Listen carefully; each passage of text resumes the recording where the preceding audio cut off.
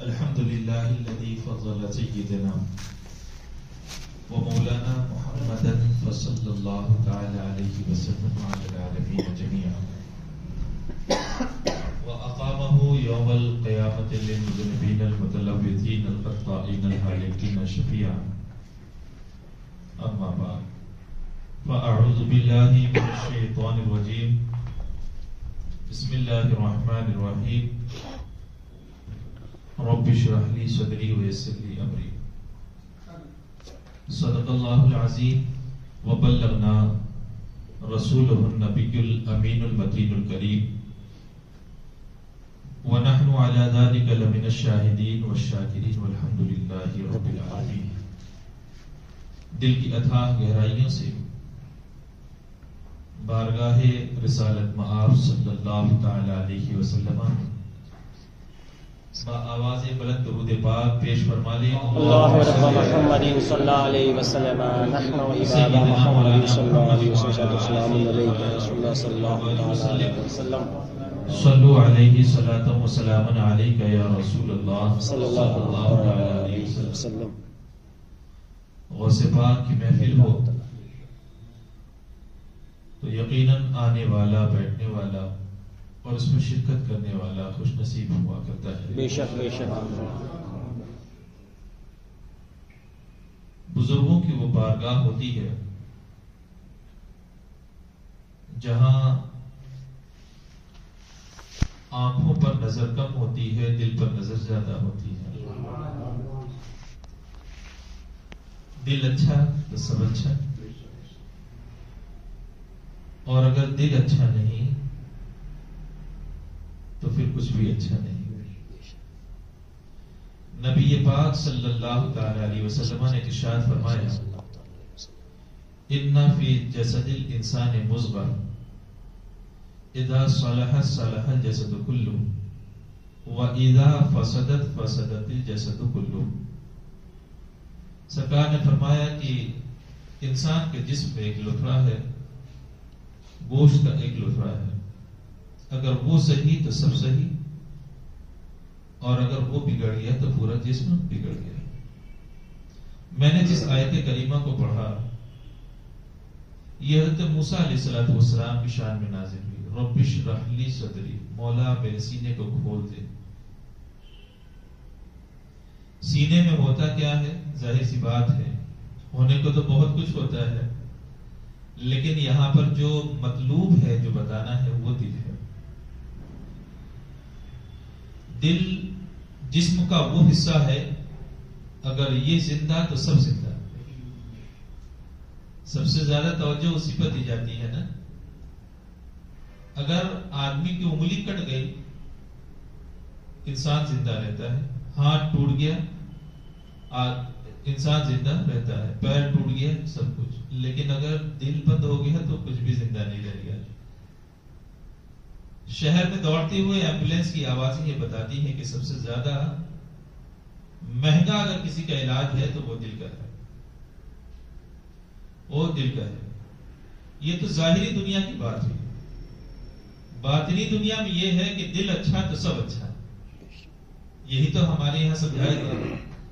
قرآن پاک کی آیت کریمہ جو نازل ہوئی الا بذکر اللہ تطمئن القلوب، آخر اس دل کو کنٹرول کیسے کیا جائے؟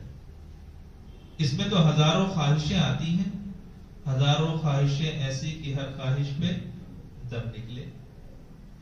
ہزاروں خواہشیں ہوتی ہیں کہ نہیں ہوتی ہیں؟ اب اس دل کو کنٹرول کیسے کیا جائے؟ رب نے ہی طریقہ بتایا کہ دنیا کی کوئی طاقت اس پر کنٹرول نہیں حاصل کر پاتی، لیکن اللہ کا کلام وہ کلام ہے جو اس دل کو بھی کنٹرول میں کر لیا کرتا ہے. سبحان اللہ. دنیا کا کوئی بھی بڑا طبیب ہو، ڈاکٹر ہو، دل پر اس کا اختیار نہیں رہتا.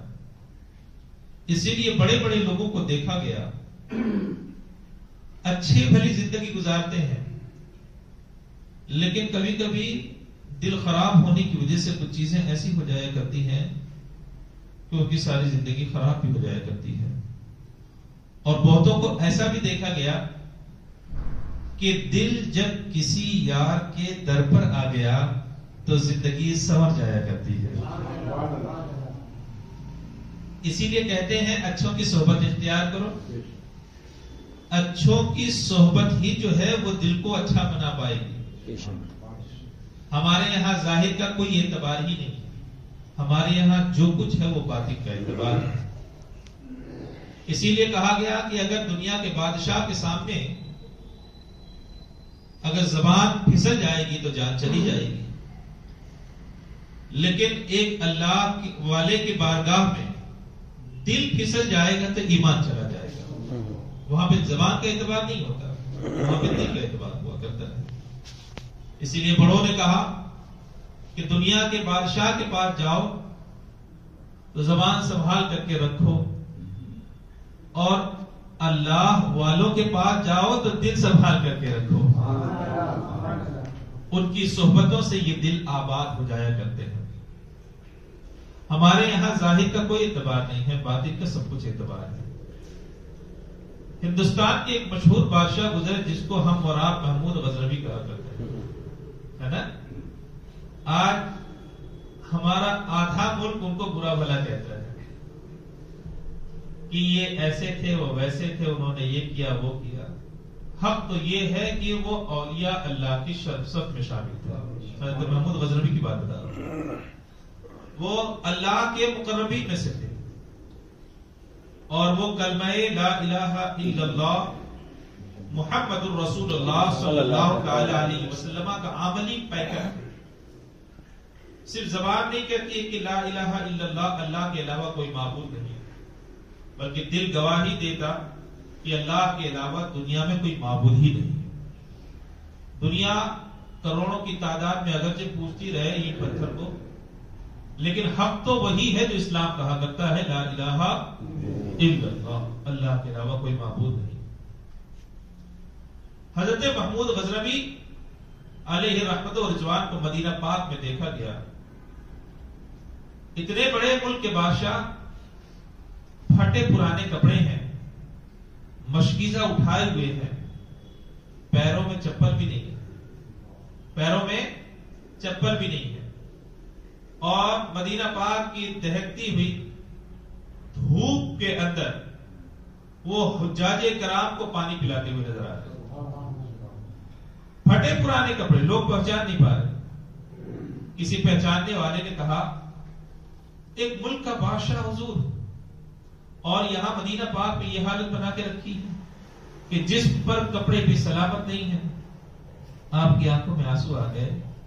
ارشاد فرماتے ہیں میرے حبیب پاک اگر اس حال میں بھی مجھے قبول فرما لے تو یہ بہت بڑی بات ہوگی. روم کے ایک بادشاہ جو مسلمان تھے، وہ بھی مدینہ پاک میں موجود تھے، اور اچھا لباس، بہترین جاہو حشب کے ساتھ، اپنے خدام کے ساتھ قیمتی لباس پہن کر کے نبی پاک صلی اللہ تعالی علیہ وسلم کی بارگاہ میں حاضری دینے جا رہے. لوگوں نے پوچھا تھا حضور آپ اتنا بیش بہا قیمتی لباس آپ پہن کر کے سرکار کی بارگاہ میں جا رہے ہیں؟ مسکرا کر کے جواب دیا تھا کہ ماں اپنے بیٹے کو اچھا ہی دیکھنا چاہتی ہے، اور پیغمبر اپنے امتی کو اچھا ہی دیکھنا چاہتا ہے. بات سمجھ میں آئی؟ یہاں معاملہ صرف دل کا تھا، ظاہر کا نہیں تھا. دل میں نیت اچھی تھی تو لباس اچھا بھی اچھا ہے، دل میں نیت اچھی ہے تو لباس برا بھی اچھا ہے، لباس برا بھی اچھا ہے. تو یہاں پر دل کی مانی جاتی ہے. اسی لیے حضرت موسیٰ علیہ السلام نے رب کی بارگاہ میں جب یہ دعا مانگی کہ مولا تبارک و تعالی رب اشرح لی، میرے سینے کو کھول دے، میرے سینے کو کھول دے. تو کیا مطلب؟ یہ بات بالکل ظاہر ہے کہ سینہ نہیں کھولا جاتا، بلکہ دل کو نبی پاک کا مدینہ بنایا جاتا ہے. دل کو، ہاں اب یہ بنے گا کیسے؟ تو قرآن پاک نے بتایا الا بذکر اللہ تطمئن القلوب. دنیا کی کوئی دوا دل کو کنٹرول نہیں کر سکتی ہے. ہاں اللہ کا ذکر جو ہے وہ دل کو کنٹرول کیا کرتا ہے, دل کو کنٹرول کیا کرتا ہے. ایک فقیر کو کسی نے دیکھا, اس کا انتقال ہو گیا, اور اسے دیکھا یہ گیا تھا کہ جہاں پر کچرا پھینکا جاتا ہے وہاں اسے پھینک دیا گیا تھا.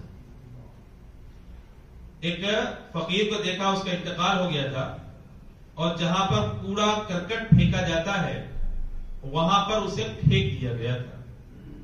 اس ملک کا بادشاہ اور اس ملک کا وزیر دونوں بھیس بدل کر کے نکلے تھے کہ دیکھیں تو ہماری سلطنت کا حال کیا ہے, ہماری سلطنت کا حال کیا ہے. بادشاہ اگر شاہی انداز میں نکلے تو ہر آدمی سلام کیا کرتا ہے, لیکن بادشاہ ہے کیسا, اگر بھیس بدل کر کے نکلے تب اسے اپنے بارے میں اندازہ ہوا کرتا ہے کہ میں ہوں کیسا. حضرت عمر رضی اللہ تعالی عنہ کو لوگ پہچانتے نہ تھے. ایک ضعیفہ راستے میں مل گئی تو حضرت عمر نے پوچھا تھا, اے ضعیفہ بتاؤ عمر کیسا ہے. برجستہ جواب دیا تھا, نہیں عمر اچھے نہیں. دوسرا دنیا کا بادشاہ ہوتا گردن کاٹ کر کے رکھ دیتا, گردن کاٹ کر کے رکھ دیتا. لیکن قربان جاؤ, عدل و انصاف کا شہنشاہ اگر دنیا میں اللہ نے کسی کو بنایا تھا تو وہ حضرت عمر رضی اللہ تعالیٰ عنہ. بے شک بے شک. ضعیفہ نے جب کہا کہ عمر اچھے خلیفہ نہیں, کہا عمر کی شکایت کیوں کر رہی ہے, عمر نے کون سی غلطی کر دی. کہا میرا خیال نہیں رکھتے, میرا خیال نہیں رکھتے. کہا عمر اکیلا آدمی کہاں کہاں جائے گا.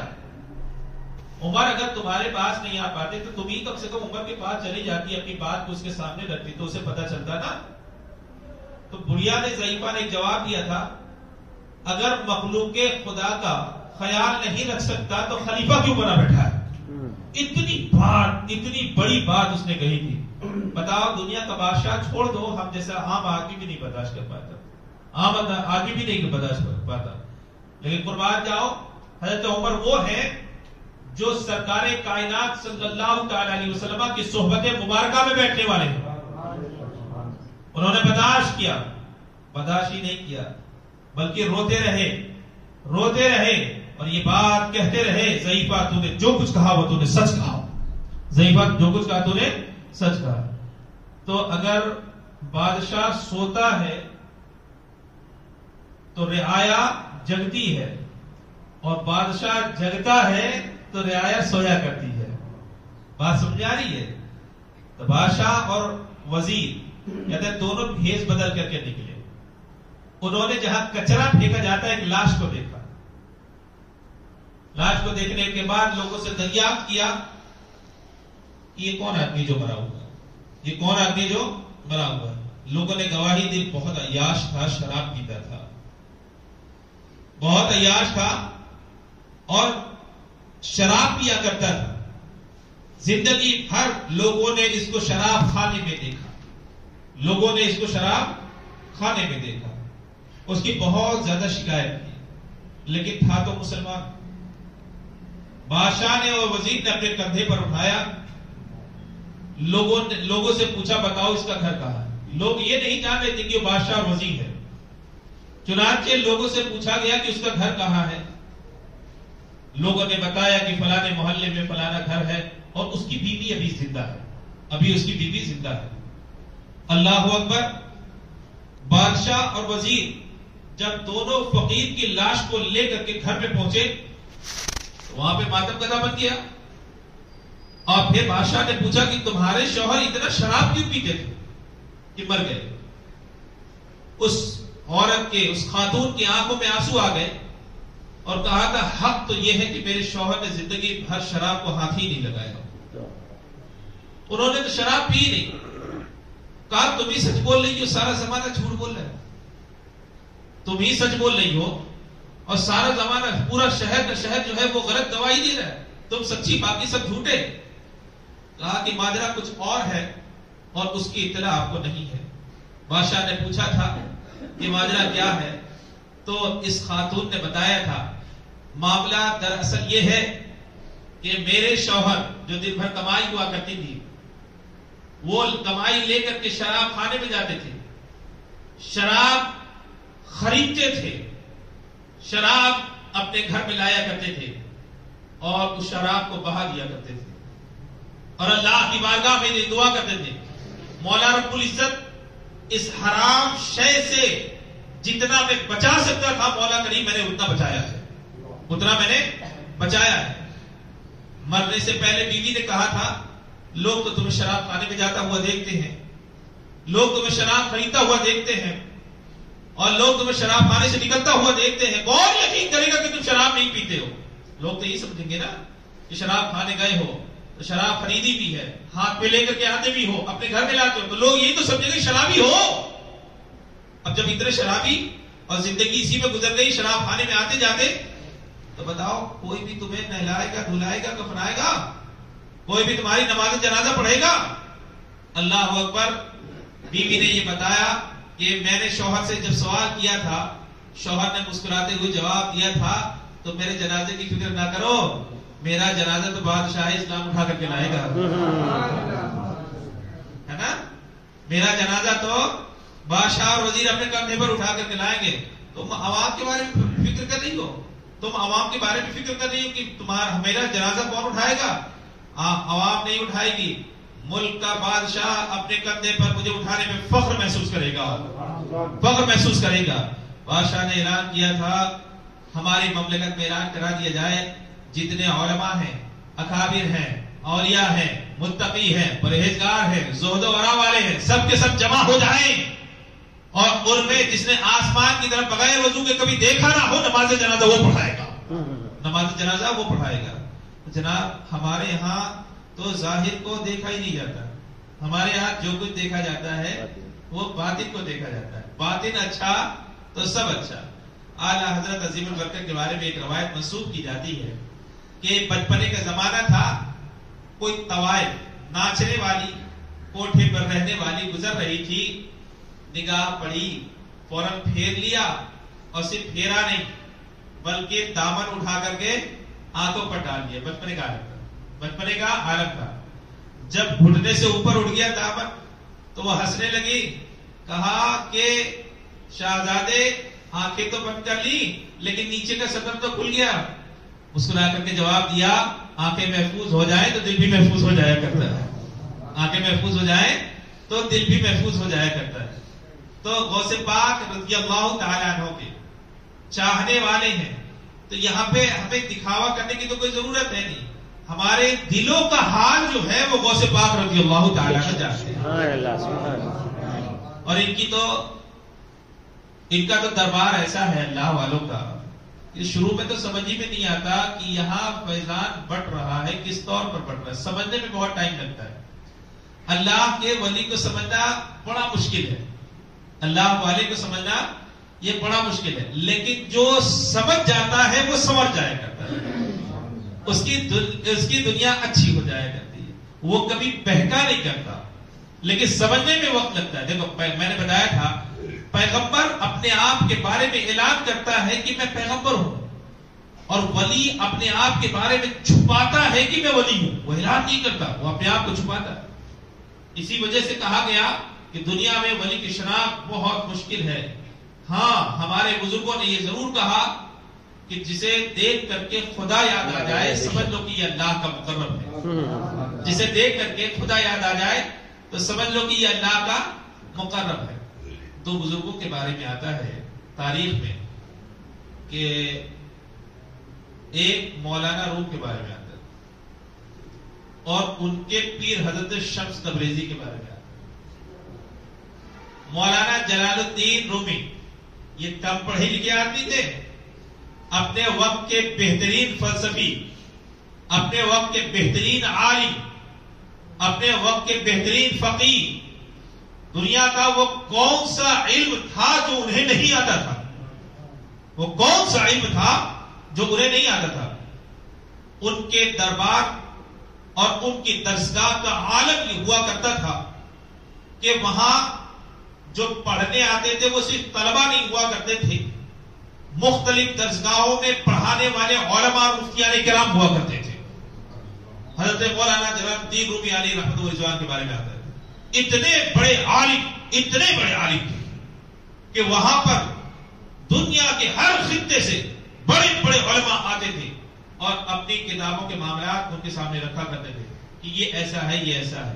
چند لمحوں میں مسئلہ جو حل فرما دیتے. کہتے ہیں کہ انہی کا نام مولانا جلال الدین رومی علیہ رحمۃ الرضوان اپنی درسگاہ میں بیٹھے ہوئے تھے. سینکڑوں کی تعداد میں علماء بیٹھے ہوئے تھے اور ایک بڑی باریک نقطے پر بحث چل رہی تھی. اور جب بحث چلا کرتی ہے تو عموماً یہ بات دیکھی جاتی ہے کہ جلال تو طاری رہا کرتا ہے. لوگ سمجھتے ہیں کہ آخر بڑوں کو اتنا جلال آتا کیوں ہے؟ ارے یہ جلال فطرتن ہے، یہ جلال جو ہے وہ فطرتن ہے. اس سے ہمیں خوف نہیں کھانا چاہیے. جس کو جلال جتنی جلدی آتا ہے اتنی جلدی چلا بھی جاتا ہے، اتنی جلدی چلا بھی جاتا ہے.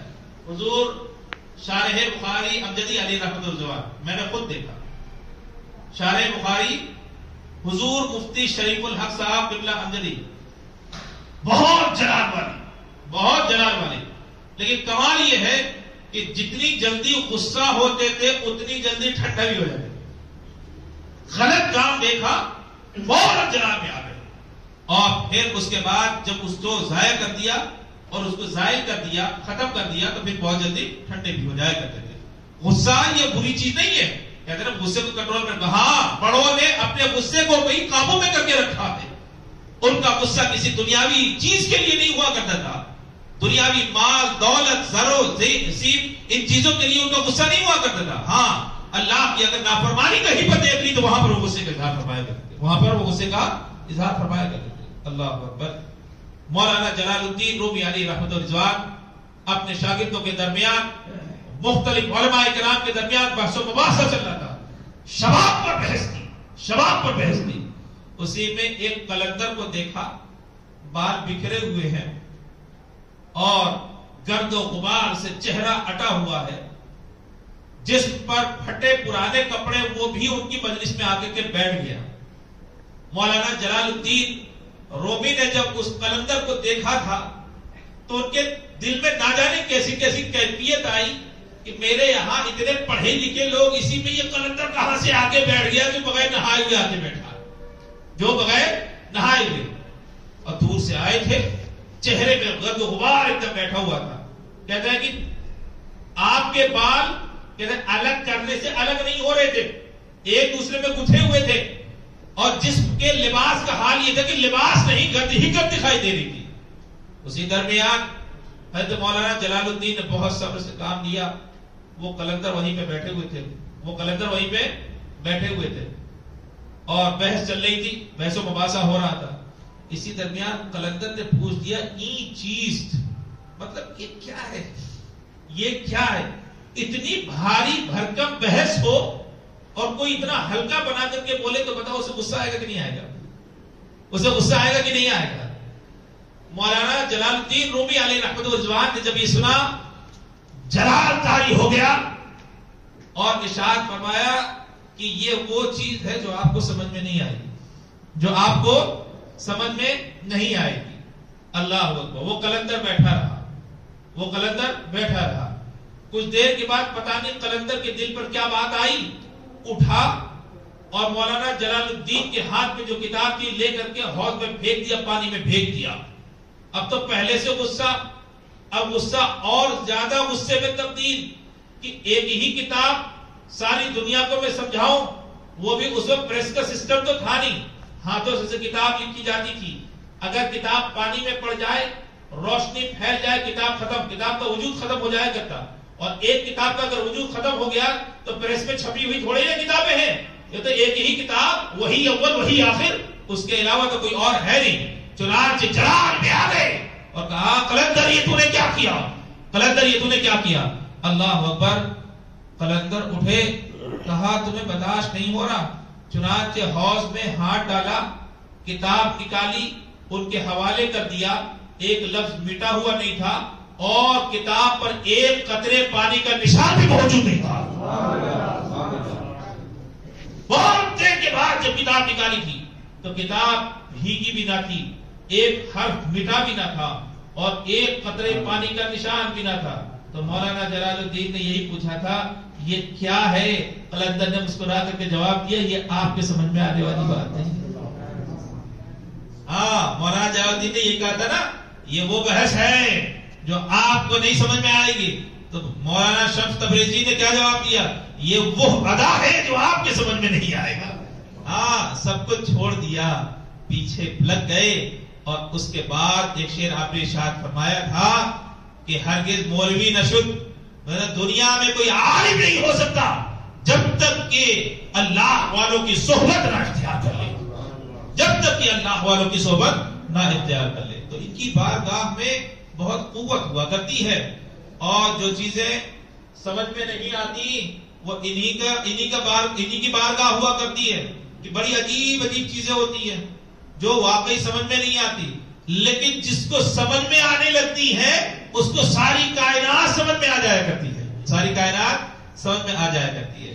بڑے مشہور بزرگ ہیں اور کہتے ہیں کہ غوث پاک رضی اللہ تعالیٰ عنہ کے خلیفہ بھی ہیں، غوث پاک رضی اللہ تعالیٰ عنہ کے خلیفہ بھی ہیں.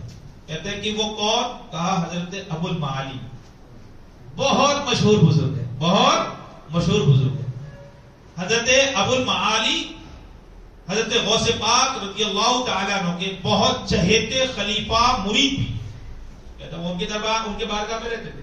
غوث پاک رضی اللہ تعالیٰ عنہ کے ہمیشہ بارگاہ میں موجود رہا کرتے تھے، اور کسی دن کا درس ناغہ نہیں کیا کرتے تھے، کسی دن کا درس ناغہ نہیں کرتے تھے.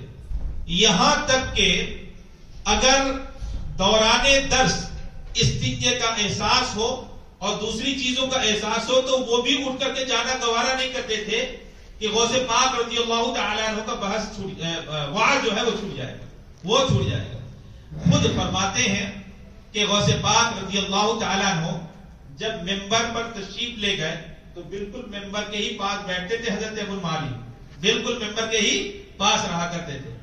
ایک دن ایسا ہوا کہ پیٹ پہ اتنا درد محسوس ہوا کہ بیٹھنا بڑا مشکل تھا، بیٹھنا بڑا مشکل تھا، لیکن جبر کر کے بیٹھے رہے کہ اگر اٹھ کر کے گیا تو وعظ کا بہت سارا حصہ ضائع ہو جائے گا، میں سن نہ سکوں گا، میں سن نہ سکوں گا.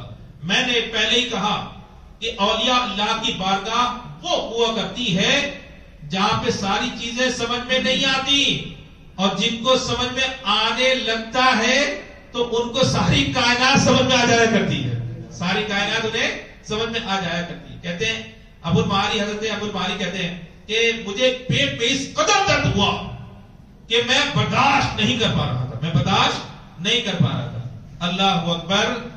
فرماتے ہیں غوث پاک رضی اللہ تعالیٰ عنہ نے اپنا رومال اٹھایا اور میرے سر پر ڈال دیا، میرے سر پر ڈال دیا. حضرت ابو المعالی کہتے ہیں کہ جب رومال میرے سر پر پڑا تو میں ممبر کے بغل میں نہیں بلکہ اپنے آپ کو میں نے جنگل میں دریا کے کنارے پایا. میں نے اپنے آپ کو جنگل میں دریا کے کنارے، یعنی پورا انتظام کیا کہ چھپ کر کے استنجے سے فارغ بھی ہو جاؤ اور فارغ ہونے کے بعد وضو بنا کر کے واپس بھی آ جاؤ، واپس بھی آ جاؤ. جانتے ہیں آپ حضرت ابو المعالی کہتے ہیں میں نے بڑے سکون اور اطمینان کے ساتھ رفع حاجت سے فراغت حاصل کی، اور پہلے کہتے ہیں میں نے اپنی جیب سے چابی کا گچھا نکالا، ایک درخت پہ لٹکا دیا، ایک درخت پہ لٹکا دیا، اور لٹکانے کے بعد رفع حاجت سے فارغ ہوا. رفع حاجت سے فارغ ہونے کے بعد دریا کے کنارے گیا، دھلا. اس کے بعد میں نے وضو کیا، وضو کرنے کے بعد کھڑا ہوا. اب سوچ رہا تھا 2 رکعات نماز ادا کر لوں، سوچ رہا تھا 2 رکعات نماز ادا کر لوں. اسی درمیان غوث پاک نے اپنا رومال اٹھا لیا تو میں نے اپنے آپ کو دوبارہ ممبر ہی کے پاس موجود پایا. اب کمال تو یہ ہے کہ جس لفظ کو غوث پاک بیان فرما رہے تھے وہی لفظ ابھی چل رہا تھا، ایک لفظ بھی نہ چھوٹنے پایا.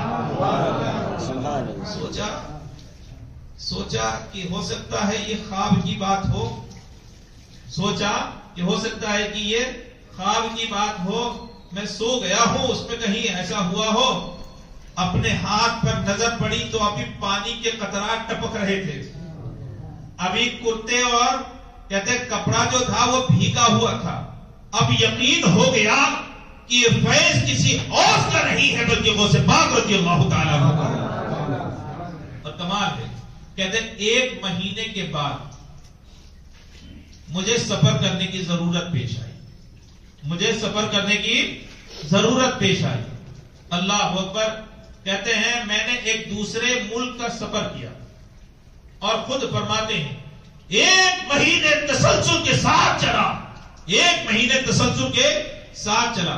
تو 1 مہینے کے بعد جس مقام پر میں پہنچا تھا تو مجھے دیکھنے کے بعد ایسا محسوس ہو رہا تھا کہ میں کبھی یہاں پر آیا ہوا، میں کبھی یہاں پر آیا ہوا۔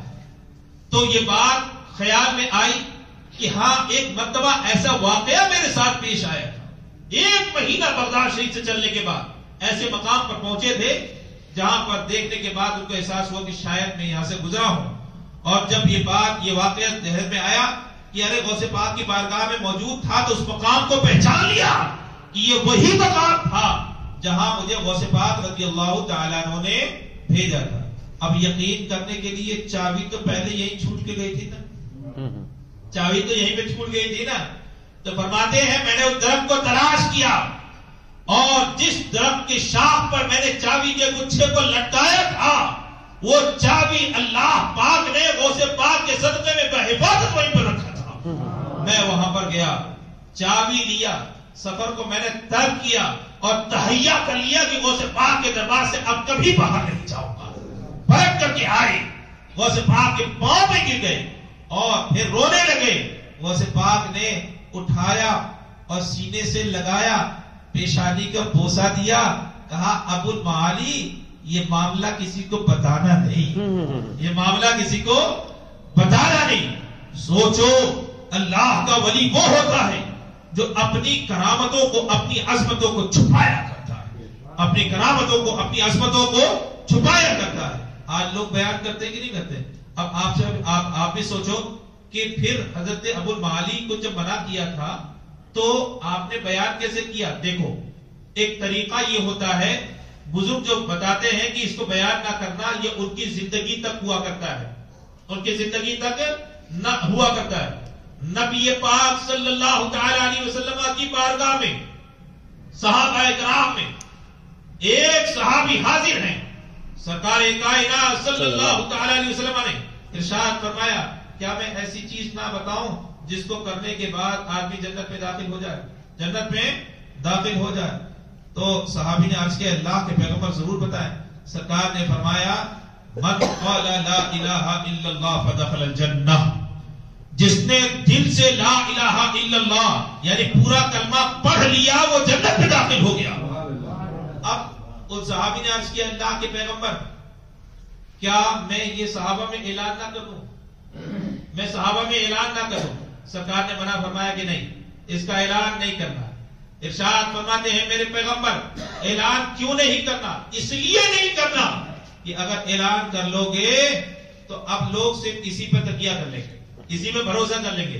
روزہ کون رکھے گا، نماز کون پڑھے گا، عبادتیں کون کرے گا؟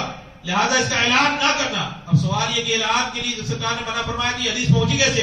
کہا سرکار کی حیات، ظاہری حیات کے بعد صحابی نے بیان فرمائی ہے نا، سرکار کی حیات کے بعد، ظاہری حیات کے بعد صحابی نے بیان فرمائی۔ اسی طریقے سے حضرت ابو المعالی نے بھی حضرت غوث پاک رضی اللہ تعالیٰ عنہ کی ظاہری وصال کے بعد یہ معاملہ بیان فرمایا کہ ایسے ایسے میرے ساتھ ہوا تھا۔ اس مقام پر جب میں پہنچا تھا تو اس مقام کو میں نے اپنی چابی کے ذریعے سے پہچان لیا، گویا کہ پہلی مرتبہ غوث پاک نے جو وہاں پر بھیجا تھا تو جان بوجھ کر کے چابی کو چھوڑوا دیا تھا تاکہ ابو المعالی یہ نہ سمجھنا کہ یہ خواب کی بات ہے، حقیقت میں بھیجنے پر بھی ہم قادر ہیں اور واپس بلانے پر بھی قادر ہیں،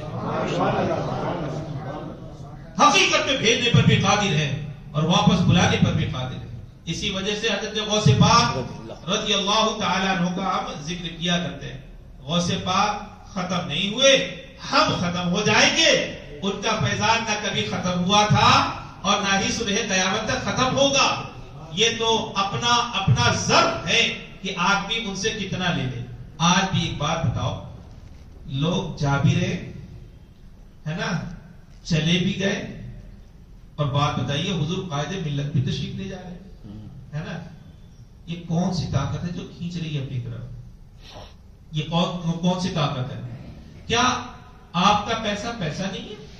بھائی میں ایک بات بول رہا ہوں، کیا ہمارا پیسہ پیسہ نہیں ہے؟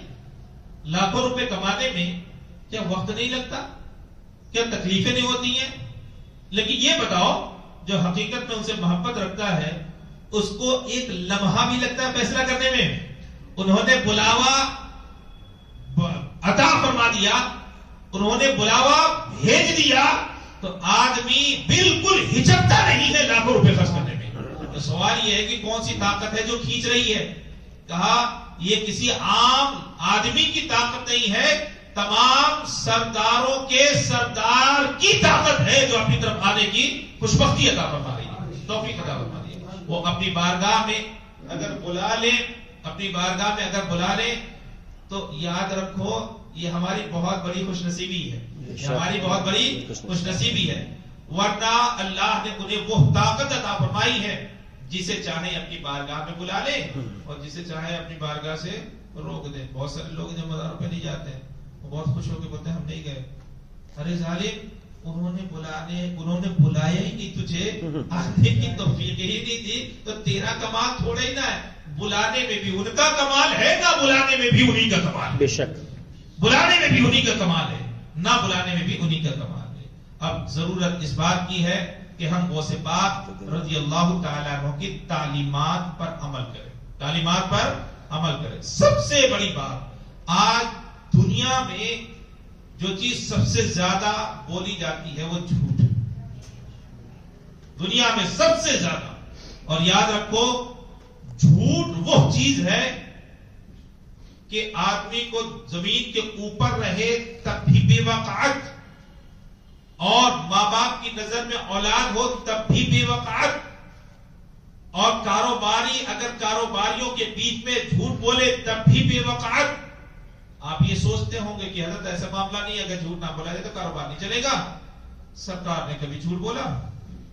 سرکار نے کیا کاروبار نہیں کیا؟ فرماتے آپ نے جیسا کاروبار کیا کسی نے نہیں کیا۔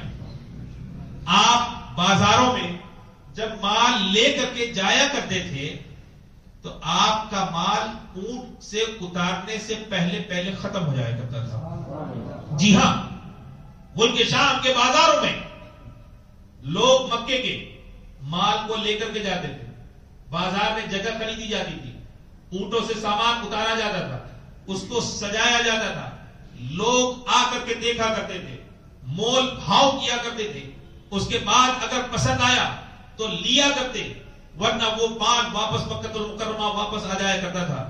لیکن قربان جاؤ، پیغمبر اعظم صلی اللہ علیہ وسلم نے تجارت کیسی کی؟ کہا آپ اونٹوں پہ لے کر کے جایا کرتے تھے، آپ کا سامان دیکھا نہیں جاتا تھا، ابھی دکان پہ لگایا نہیں جاتا تھا، ابھی اتار کر کے سجایا نہیں جاتا تھا، ابھی اس کی قیمت نہیں لگائی جاتی تھی، اونٹ سے اترنے سے پہلے وہ مال بک چکا ہوتا تھا۔